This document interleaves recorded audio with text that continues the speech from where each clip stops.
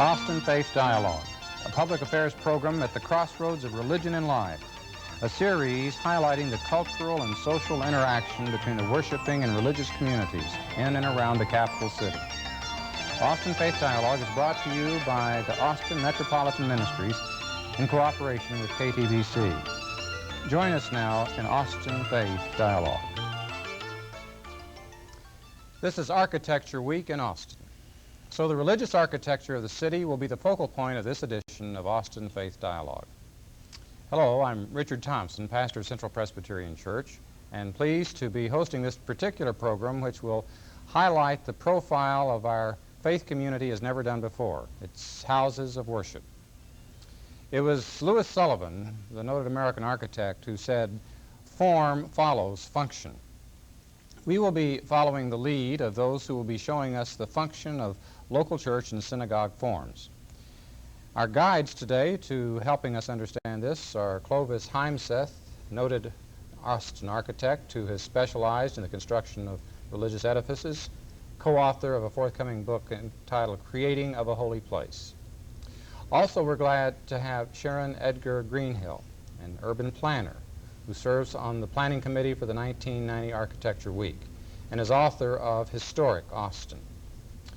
We welcome you both and delighted to have your expertise and your also the spirit that you bring to this reflection on our houses of worship, both in terms of their community function, how they meet people's social needs, and their spiritual needs as houses of worship. Is that the kind of thing you talk about in your book? I think the thing I'd like to say right off is that form follows function is only partially true when it comes to churches, because it's been recognized too often to be merely a use function. But really, what is the use of a church? We're talking in church and synagogue about a transcendental dimension. So then we have a very interesting issue. What is the function of a church? And I suggest that it's a very unique structure because it is first of all transcendental. And because of this belief system, it then reaches out into the community, which so then makes it a social group as well. Okay, so the kind of the horizontal reach of it flows out of its vertical dimension. Yeah, and so too often people are talking about how many rooms do we need in the church. Mm-hmm. I think it's really important to recognize you have to first talk about what is the faith of the group. All right. Now, Sharon, you've written this book, Historic Austin, that I presume has some religious edifices featured in it? Yes, it does. It was several years ago. It was really a look at Austin and the development of architecture in Austin and the periods and what influenced those periods and the development of the growth of the city.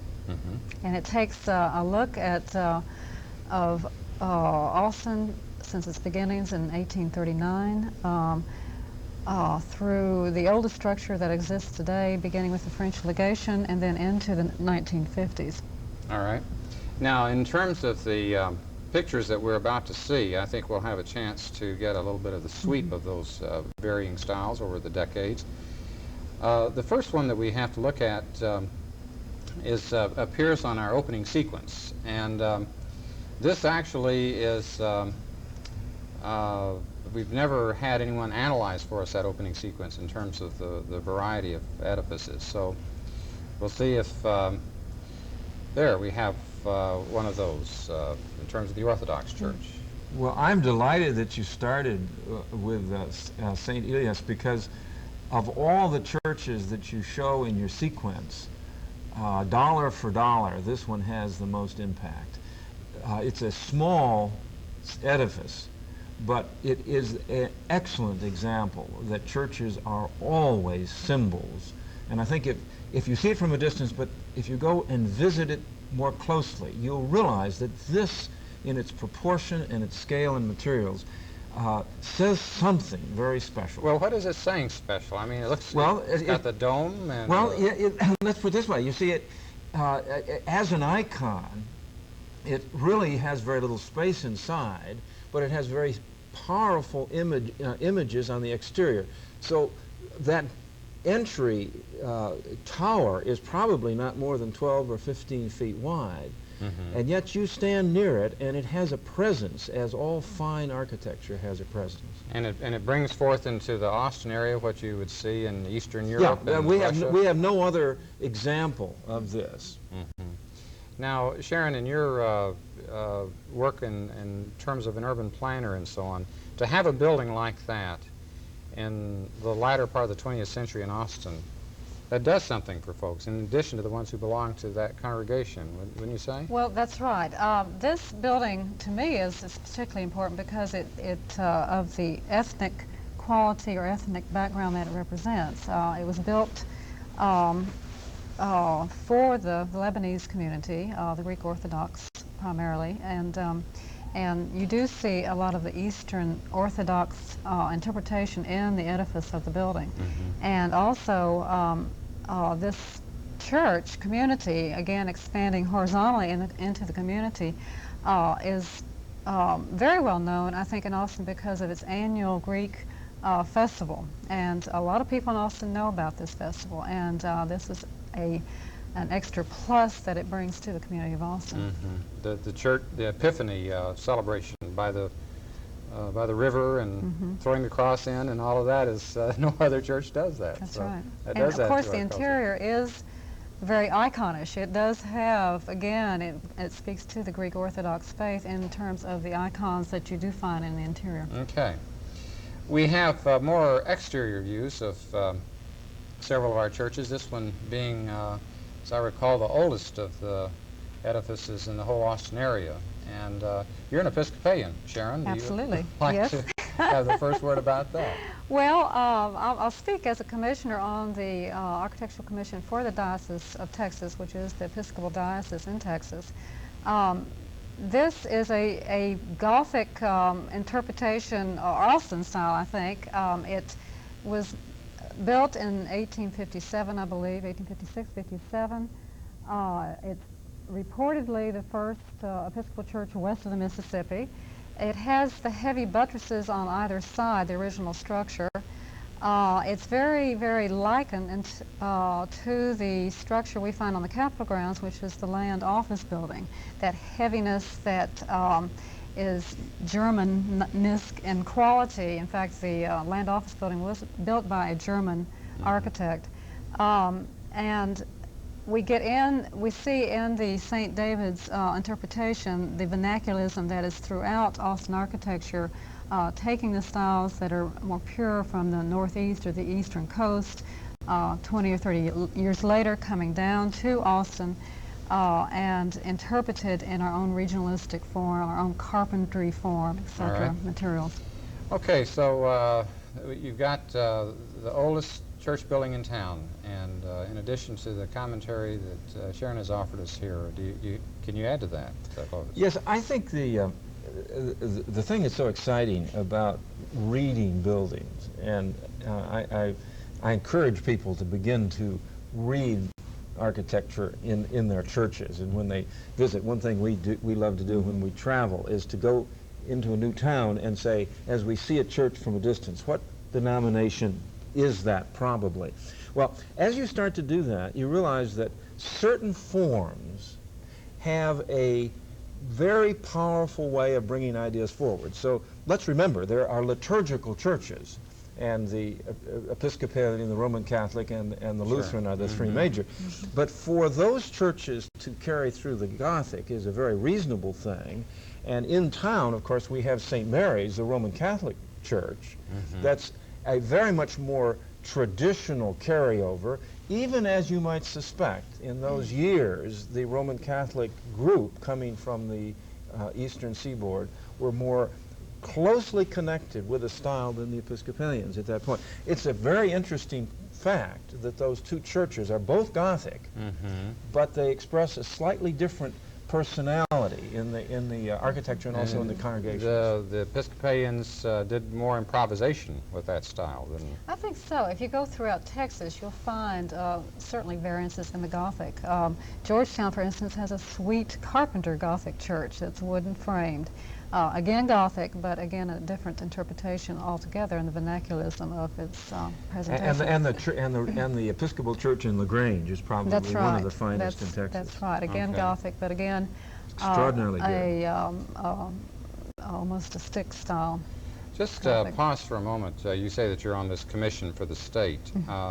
This is for the preservation of these buildings. This there, is, is there a threat to the future of some of these No, structures? again, this is for the Episcopal Church, and the commission looks at architecture in a broader sense for the Episcopal Church in terms of how the architecture, either historic or contemporary architecture, buildings within that diocese, that particular diocese, interprets the liturgy, and how, again, the form follows the function in So it's to interpretation. accent the appreciation of it rather than Right. trying to keep it in preservation. That's right. I am taking a particular bent on that commission on historic of our preservation of our historic assets within the diocese. All Well, right. now, let's be clear, though. All of these traditional structures are in serious danger of being destroyed in the next 50 years if we don't, as a faith community, recognize their unique character. I know of any number of communities, particularly rural communities, where a congregation wouldn't give a nickel to keep their old church, but would raise thousands of dollars to build a modern church. There's something about change that we confuse With progress. with progress. That's All right. right. And That's when right. we're talking churches, to give away the imagery that generations have brought forward in the name of having more classrooms or a youth center or something seems completely out of focus, and yet we've got to constantly be working. That's right. And Okay. that's a dilemma throughout All the right. United Well, I States think right that's now. something that as we look at some of the other pictures, we can imagine, you know, what the community would be like without these edifices. And right. now here's one that doesn't have a historic role in terms of its being a relatively recent structure, the First Baptist, but has you've done this history of Austin. How would you comment on that, Sharon? Well, of course, it's a very contemporary church we have in an urban setting. Downtown Austin, it's on one of the 4 original squares that was laid out by Edmund Waller in 1839. So in a sense, I think the First Baptist Church choosing an urban setting is very significant. It has made a pledge to the central city. And you don't find that much in new church construction, especially in Austin and especially in older cities. It's very difficult. Land is a very big problem for Okay. them. And I think, Clovis, I've heard that you've done a program called a tour in the shadow of the Capitol, Right. and would pick up on these churches that are downtown and close Yes, by. I think those are extraordinary because you have these various styles around one of the great Renaissance derivative buildings anywhere in the country, which is our Capitol building. So you have an incredible Renaissance building surrounded by these wonderful other structures, and I think together they make it very The unique. combination of The that. combination Ah, is it's a interesting history of architecture. Perspective, okay. Our next one is not in the shadow of the Capitol, but I think you could give us a little bit of the sense of the distinctiveness of University Methodist. Yes, the reason that University Methodist is so important is that architects in the southern climate have for generations tried to say, how do we say this is a regional phenomenon? So we all know about the mission style in California, the mission style that came out of San Antonio. Well, what was attempted for a short while, and in the University United Methodist extremely well, was a trying to bring these elements of materials, the tile, the overhang, the coolness within the structure, the heavy and really shaded environment that this building really allows for, beautifully, way before we were talking about solar and passive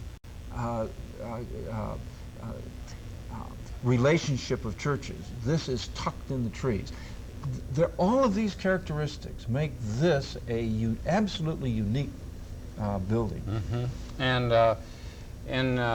from a historic vantage point, this was by the University of Texas. Well, it again picks up that Mediterranean influence of the University of Texas. We also see in the old Austin History Center, or the old Austin Library, excuse me, which is now the Austin History Center.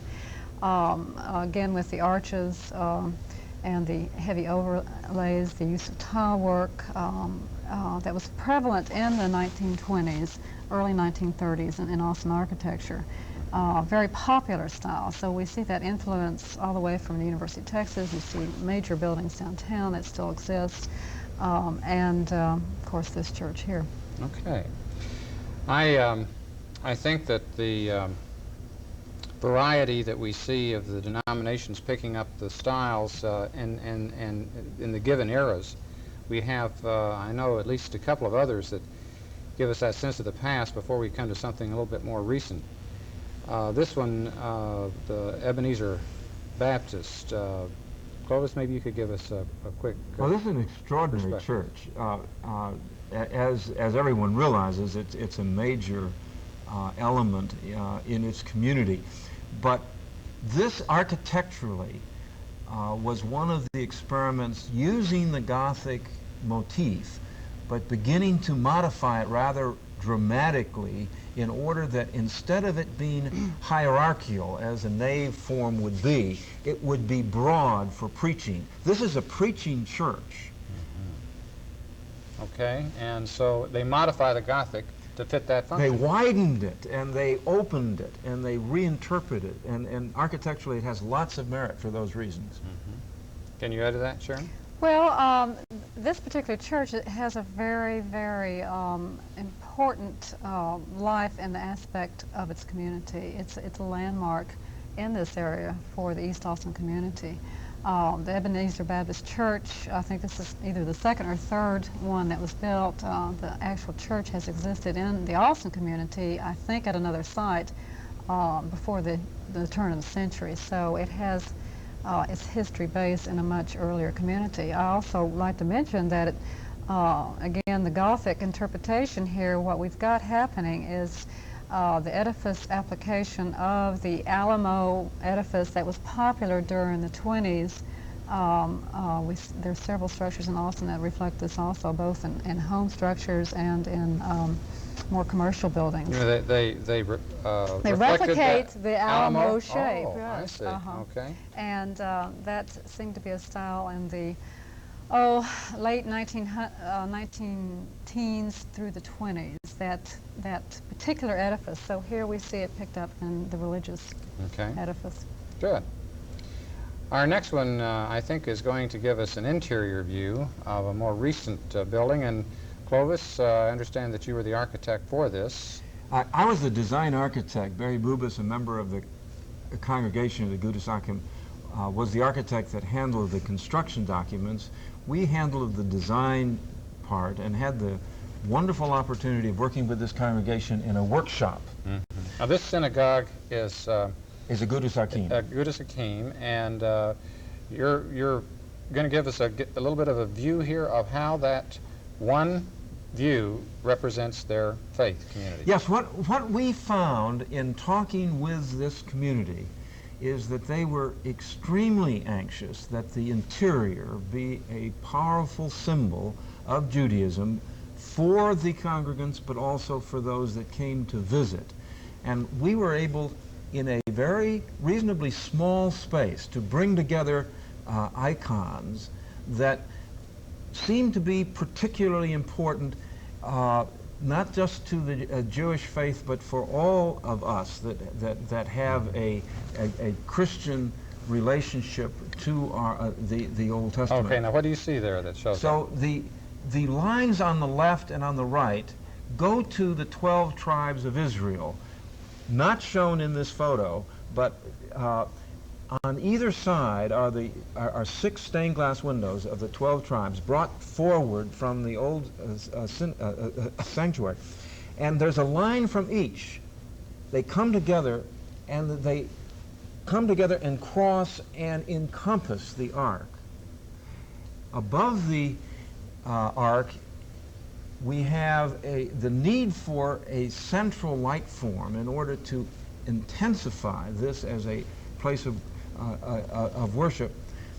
And we were able to put a hexagram into the structure, intensifying a vocabulary that's related to Judaism. Now this is the Star of David. Is it Yes, not? the Star of David. Okay. And Is that natural light that comes through there? That's natural light, so that the light can change during the day. And the final statement we made was to recreate an image of the Wailing Wall in Jerusalem. And as the light comes through during the day, there is a very powerful image. All of this bringing together in a very small place, but in a very intensified way, imagery that would be important to the congregation.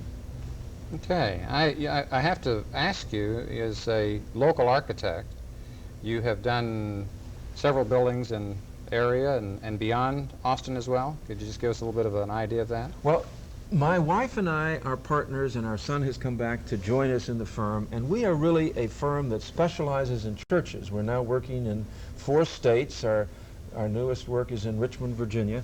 And what we realized a number of years ago was that this enormous opportunity to work with churches and temples is available and can be done on a national basis. So you're in some other states as well? We are working in 4 states. I see. 4 different. 4 different states. Okay.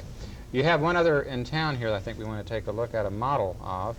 This is an exciting opportunity to make a statement using architecture. This is this is Faith Presbyterian on Old Torf. And if you remember, if you come down Old Torf from the left to the right, driving down Old Torf, the church form in the center isn't there now. What is there are the 2 buildings on the side, and they have been there for 12 years. And in a wonderful sort of arts and crafts vocabulary, very quiet, very low form, and really bringing the community aspect of church to bear in their architecture. But now for 12 years, people haven't been able to find Faith Presbyterian. And in our workshop, what was decided most of all is that the community should focus on the sanctuary, and the sanctuary should focus on Old Torf, and that's what the design is showing. And I think that what we have here is one that's under construction and will be underway, and will give some concrete ongoing example of what you've been saying. I think we also need to have some examples, Sharon, of what's going to be happening during Architecture Week. Well, Architecture Week is October 6th through 14th. We have, it's a combination of both tours, lectures,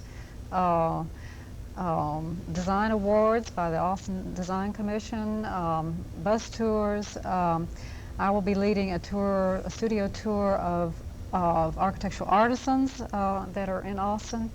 And there are about 12 different events, so including a tour by Mr. Heimseth and yourself, and involvement on church edifices in the central city. And Ben is going to join us as well. That's right. Your son Ben and yourself, and I will be participating with you in one way or the other on this downtown tour on the afternoon of October.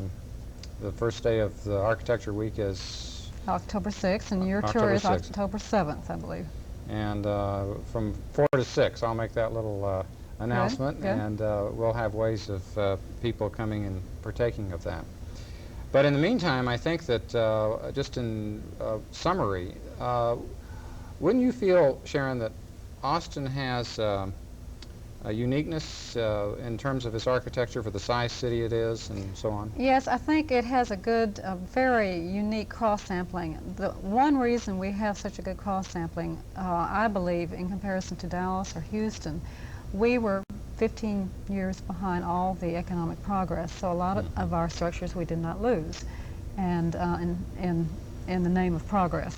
And I'm very happy that Yeah. we have that atmosphere still in that ambiance because of that.